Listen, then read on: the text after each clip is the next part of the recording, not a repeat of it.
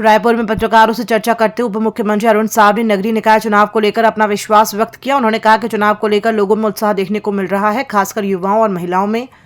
उनका मानना है कि शहरों की जनता भारतीय जनता पार्टी के कामों से खुश है और भाजपा अपने कार्यों के दम पर निकाय चुनावों में जीत दर्ज करेगी। नगरीय निकाय चुनाव के प्रचार हेतु मैं पूरे प्रदेश भर में विभिन्न निकायों में जा रहा हूं। जो उत्साह पार्टी के कार्यकर्ताओं में दिख रहा है, जनता में जो उत्साह दिख रहा है और विशेषकर महिलाओं में जो उत्साह दिख रहा है, युवाओं में जो उत्साह दिख रहा है, ये स्पष्ट रूप से बताता है कि शहरों की जनता भारतीय जनता पार्टी के कामों से प्रसन्न है,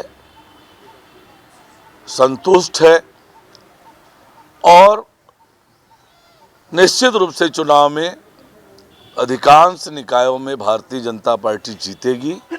बहुत उत्साहजनक वातावरण है। उप मुख्यमंत्री अरुण साव ने पूर्व सीएम भूपेश बघेल के धान की कीमत पर बयान पर कड़ी प्रतिक्रिया दी। उन्होंने कहा कि भूपेश बघेल को 5 साल में किए गए कार्यों का लेखा जोखा प्रस्तुत करना चाहिए, खासकर उन शहरों में जहां वे रह रहे हैं, जैसे रायपुर में। साव ने कहा कि बघेल को ये बताना चाहिए कि बड़े शहरों के लिए उन्होंने क्या किया है और क्या खास काम रायपुर में किए हैं। वहीं उन्होंने भाजपा द्वारा किए गए धान खरीदी की व्यवस्था को सराहा और कहा कि भाजपा सरकार ने किसानों को समर्थन मूल्य देने की प्रक्रिया को प्रभावी बनाया। साव ने यह भी आरोप लगाया कि भूपेश बघेल ने 2500 रुपए प्रति क्विंटल धान देने की जो बात कही थी उसे पूरा नहीं किया और 4 किश्तों में पैसे दिए, लेकिन आखिरी किश्त में पैसे में कटौती की गई है। नगरीय निकाय के चुनाव है। 5 साल मुख्यमंत्री रहे भूपेश बघेल। 5 साल में किस शहर के लिए क्या किया ये तो बताएं। 5 साल मुख्यमंत्री रहे, नगरीय निकाय के चुनाव के प्रचार में जा रहे हैं और नगरों के लिए क्या किया, राजधानी रायपुर के लिए क्या किया। एक बड़ी उपलब्धि 5 साल की, जहां पर वो 5 साल रहे हैं, पूरे प्रदेश की सत्ता का बागडोर उनके हाथ में थी। शहरों की दुर्दशा करके राज्य में भ्रम फैलाने का काम कर रहे हैं। कांग्रेस का इतिहास आप देख लो। क्यों भूपेश बघेल जी को याद नहीं है 2003 से पहले का समय? किसानों की दुर्दशा कर रखी थी कांग्रेस की सरकार ने। किसानों के धान को रगड़ रगड़ कर रिजेक्ट किया गया, पानी में डुबा डुबा कर रिजेक्ट किया जाता था। धान खरीदी की सुव्यवस्थित व्यवस्था भारतीय जनता पार्टी की 2003 में सरकार बनने के बाद छत्तीसगढ़ में आई और किसानों को समर्थन मूल्य से अतिरिक्त राशि देने की शुरुआत भारतीय जनता पार्टी की सरकार ने किया। पर ये जनता के बीच भ्रम फैलाने का काम, एक एक बात पर 5 साल झूठ बोला। 2500 रुपया क्विंटल धान का देंगे। मैं ढूंढता हूं छत्तीसगढ़ में कोई एक किसान जिसके धान की कीमत उसको 2500 रुपये मिला हो। 4 किस्तों में दिया, चौथे किस्त में कटौती की। आज हम 3100 रुपया क्विंटल का भाव दे रहे हैं, पैसा को एक मुश्त दे रहे हैं किसानों को। किसानों की तरक्की और बेहतरी के लिए चाहे देश की सरकार हो, प्रदेश की सरकार हो, हमेशा भारतीय जनता पार्टी की सरकारों ने ही किया है। कांग्रेस ने हमेशा किसानों को छला है, गरीबों को छला है, लोगों को धोखा दिया है। बीजापुर नगर पालिका चुनाव को लेकर कांग्रेस विधायक विक्रम मंडावी ने भाजपा पर आदर्श आचार संहिता का उल्लंघन करने का आरोप लगाया। मंडावी ने कहा कि भाजपा प्रधानमंत्री आवास योजना का लाभ देने का प्रलोभन देकर मतदाताओं को प्रभावित कर रही है। उन्होंने आरोप लगाया कि भाजपा के बीजापुर जिला अध्यक्ष ने कई जगहों पर आवास योजना के फॉर्म भरवाए, जो चुनाव में हस्तक्षेप करने का प्रयास है। मंडावी और कांग्रेस कार्यकर्ताओं ने एक युवक को पकड़ा जो फॉर्म भरवा रहा था और इसे जिला निर्वाचन कार्यालय में शिकायत की। भैया, किस तरह की शिकायत है जो आज जिला निर्वाचन कार्यालय पहुंचे आप? बीजापुर में नगर पालिका चुनाव चल रहा है और नगर पालिका चुनाव के दौरान आचार संहिता लगा हुआ है। आचार संहिता के दौरान कोई भी ऐसा काम नहीं हो सकता जो जनता को प्रलोभन देना, लालच देना या बब्बर जलाने का काम नहीं हो सकता। लेकिन भारतीय जनता पार्टी के कार्यकर्ताओं, नेताओं के द्वारा बीजापुर नगर पालिका के सभी वार्डों में खुलेआम एक स्टॉल लगाकर इस तरीके से आप देख सकते हैं फार्म को भरवाया जा रहा है। ये प्रधानमंत्री आवास योजना का पंजीयन फार्म करके जनता को गुमराह करने के लिए हर वार्डों में बाकायदा स्टॉल लगाकर उन्हें भरवाया जा रहा है। जब हमको इसकी शिकायत मिली, हमने तत्काल अधिकारियों से, जिला निर्वाचन अधिकारी से और तमाम जो अधिकारी उनसे बात किया, और उसके बावजूद भी जब वहां घटना स्थल पर कोई अधिकारी वहां पर नहीं पहुंचे, तो आज हम मजबूरन पूरे फार्म को लेकर और जो कुछ लोग जो वहां पर जो वहां मिले उन्होंने उनको पकड़ हम लेकर यहाँ पर हम आए। और वो ये जो व्यक्ति वहां पर फार्म भर रहा था, जब इनसे पूछे तो इनका कहना है कि बाकायदा फोन के माध्यम से वीडियो भी हमारे पास है, उसमें इन्होंने कहा कि भारतीय जनता पार्टी के अध्यक्ष, जिला अध्यक्ष घासीराम नाथ के द्वारा में भरवाया जा रहा है। जब इनके सामने हमने घासीराम को, इन्होंने घासीराम का कार्यकर्ता को फोन लगाया तो उन्होंने जो घासीराम का नाम भी लिया, वो वीडियो भी हमारे पास उपलब्ध है। आज हम प्रमाणित दस्तावेज के साथ में कलेक्टर महोदय, जिला निर्वाचन अधिकारी को ये आवेदन भी दे रहे हैं कि इस जो आचार संहिता उल्लंघन है उनके ऊपर कार्रवाई किया जाए। और लेकिन हमें भरोसा, हमें उम्मीद है कि जिला निर्वाचन अधिकारी इस पर तत्काल कार्रवाई करेंगे। लेकिन भारतीय जनता पार्टी की सरकार है और जब जब चुनाव आता है तब तब भारतीय जनता पार्टी कभी प्रधानमंत्री आवास योजना के नाम से, कभी पट्टे के नाम से, कभी किसी और के नाम से एक झूठा प्रलोभन देने का काम, फार्म भरवाने का काम करता है, जो सिर्फ चुनावी स्टैंड है और कुछ भी नहीं है। जनता को गुमराह करने का काम है। आज हम ज्ञापन दे रहे हैं, कार्रवाई करें, और कार्रवाई अगर नहीं होता है तो कल कांग्रेस पार्टी विरोध प्रदर्शन सभी वार्डों में और बीजापुर नगर पालिका क्षेत्रों में करेगी। नेशनल डिफेंस कॉलेज के 18 सैन्य और सिविल सर्विस अधिकारियों के दल ने मुख्यमंत्री विष्णुदेव साय से मुलाकात की। अधिकारियों ने छत्तीसगढ़ के भ्रमण के दौरान अपने अनुभव साझा किए और प्रदेश की नैसर्गिक सुंदरता, सांस्कृतिक और धरोहर और विकास कार्यों की सराहना की। मुख्यमंत्री ने छत्तीसगढ़ के भौगोलिक, सांस्कृतिक और ऐतिहासिक महत्व पर चर्चा करते हुए नक्सल उन्मूलन और विकास कार्यों पर जानकारी दी।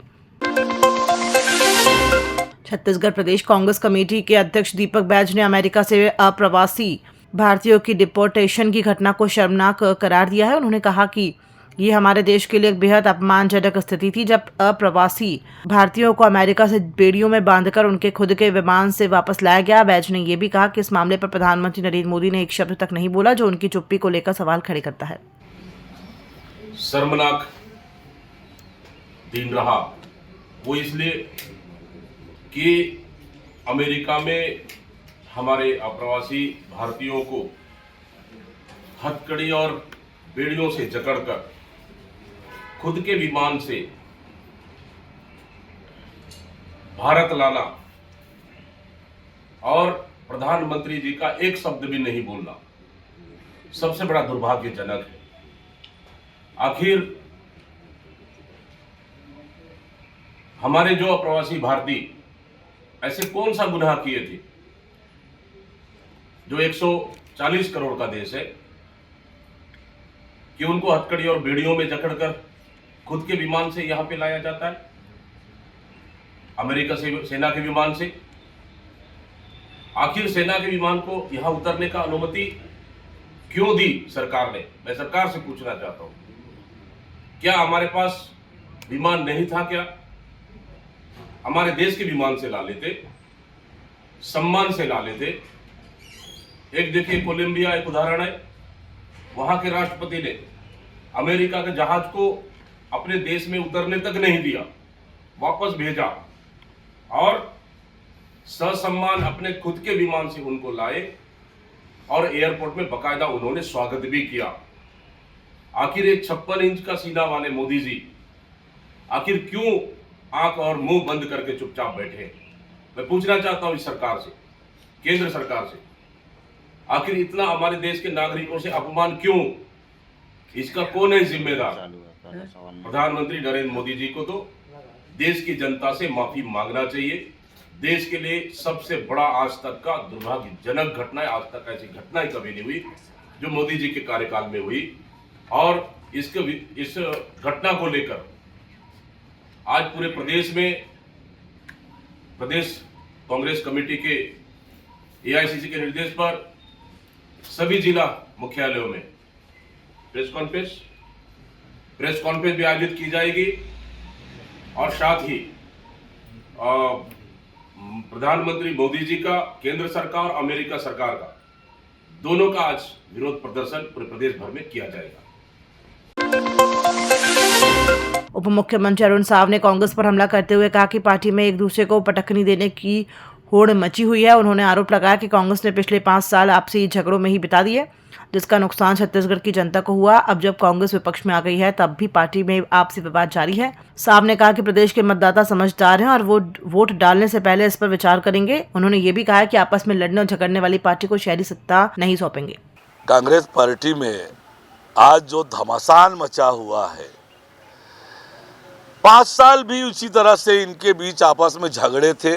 5 साल छत्तीसगढ़ की जनता पीसी है, आज विपक्ष में है, तब भी लड़ रहे हैं। कोई किसी को प्रदेश अध्यक्ष बना रहे हैं, कोई किसी को प्रदेश अध्यक्ष पद से हटाने में लगे हैं, कोई किसी को टिकट दिला रहे हैं, कोई किसी की टिकट कटाने में लगे हुए हैं, कोई किसी को हराने में लगे हुए हैं। तो कांग्रेस पार्टी तो समाप्ति की ओर है और कांग्रेस के नेता आपस में लड़ रहे हैं। अच्छा है, लड़ें। कोरबा पुलिस ने म्यूल अकाउंट्स के जरिए ठगी करने वाले एक संगठित गिरोह का भंडाफोड़ किया है। पुलिस अधीक्षक सिद्धार्थ तिवारी के नेतृत्व में की गई कार्रवाई में 35 म्यूल अकाउंट्स की पहचान की गई और 10 आरोपियों के खिलाफ कार्रवाई की गई है। जांच में लगभग 6 करोड़ रुपए के संदेहास्पद लेन देन का खुलासा हुआ है। गिरफ्तार आरोपियों को न्यायिक रिमांड पर भेजा गया है। कोरबा पुलिस के द्वारा ऐसे अकाउंट जो लोग किराए पर लेकर के फ्रॉड करके और लोगों के साथ में ठगी करते थे, लेकिन उस पर एक बड़ी कार्रवाई की गई है। रवींद्र मीणा साहब जो प्रभारी साइबर हैं, जो आज ट्रेनिंग में बाहर गए हुए हैं, उनके नेतृत्व में साइबर और सिविल लाइन पुलिस के द्वारा 35 ऐसे म्यूल अकाउंट तलाश की गई है, जिनमें जो अपराधी हैं उसमें साइबर फ्रॉड कर रहे थे, लोगों के अकाउंट से पैसे हैक कर रहे थे। 35 खातों की जो पहचान हुई है, उसमें से जो कुछ हमारे आरोपी हैं, उसमें से 10 लोगों को भी गिरफ्तार किया। 10 आरोपी गिरफ्तार हुए हैं। वो सारे के सारे कोरबा के ही रहने वाले हैं और जिन्होंने लालच में आकर के अपना जो ओरिजिनल खाता था, अकाउंट था, उसको किराए पर दे कर रखा था, बहुत छोटी सी उसमें, और उस खाते में जो आरोपी हैं बड़ा अमाउंट इधर उधर से फ्रॉड लाते थे और दूसरे खातों में जाता है। म्यूल अकाउंट वो होता है जिसमें जो कोई व्यक्ति या गिरोह कोई किसी व्यक्ति का धोखे से या सहमति से उसका अकाउंट प्राप्त कर लेता है, व्यक्ति हो या गिरोह हो, वो फिर बड़ा अमाउंट वहाँ से हैक करके जब लाते हैं, उस खाते से फिर दूसरे खाते, फिर तीसरे खाते, जिससे उनकी पहचान ना हो पाए ऐसा करते हैं। तो इन जो 35 खातों से जो ट्रांजैक्शन हुआ, करीब 6 करोड़ रुपए की जो है ना ठगी हुई है। 6 करोड़ रुपए की इसमें जो ट्रांजैक्शन हुआ है, उसमें 35 खाते चिन्हित हुए हैं। इनमें 10 प्रकरणों में आरोपियों को गिरफ्तार किया गया है। आरोपी अभी जो मुख्य आरोपी हैं जिनके द्वारा किया गया है, उन तक पुलिस पहुंचेगी। जो 10 ऐसे आरोपी हैं जिनके द्वारा जानबूझकर या बहुत छोटे से लालच में अपना खाता यहाँ उनको किराए में दिया गया था और कुछ धोखे से भी आ जाते हैं। तो जो विवेचना का विषय है, क्या होता है कि ऑनलाइन कोई बहुत सारे आजकल उसमें सर्विसेज के ऑफर आते रहते हैं, लोग लालच में आ जाते हैं और जैसे ही अपना जो बैंक डिटेल और आधार शेयर करते हैं, उसका खाता उनके पास आ जाता है। तो कुछ अज्ञानतावश भी चला गया है और कुछ जानबूझ के बहुत छोटे से लालच में। तो ज़्यादातर इसमें जो वो समूह रहता है जो या तो बेरोजगार है, जो रोजगार के ऑनलाइन रोजगार के उसमें तलाश में जाता है और वो ठगी का शिकार हो जाता है, और या फिर बहुत गरीब लोग हैं जो अपने खाते को जो है किराए पर दे करके और फिर उसमें